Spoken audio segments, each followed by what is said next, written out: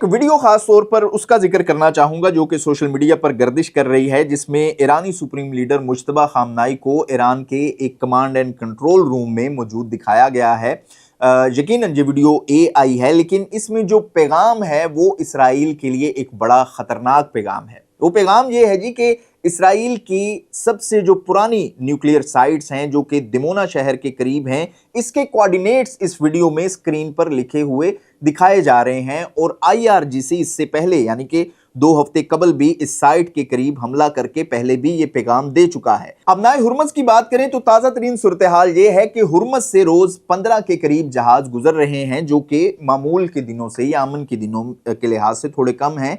लेकिन ईरान ने अमेरिका को ये वाज़े पैगाम दिया है कि जंग बंदी हो भी जाए, हुर्मस अपनी पहली पोजीशन पर वापस कभी नहीं आएगा। और ईरान अब वहां मिलियन डॉलर्स के हिसाब से जहाज़ों से टूल ले रहा है, या अब कह लें कि टैक्स ले रहा है। और इसमें ईरान ने कैटेगरी रखी है कि दोस्त ममालिक के जहाज़ों को वो चार्ज नहीं करेगा, जो इस जंग में न्यूट्रल रहे इनको कुछ अदायगी करनी पड़ेगी, बाकी अमेरिका, इसराइल और इसके इत्तेहादी जहाज़ों की आमदो रफ्त बंद रहेगी। और इस वक्त ईरान आप कह लें कि अपने इस अमल से रोज़ मिलियंस के हिसाब से डॉलर्स भी या ज़र मुबादला भी कमा रहा है।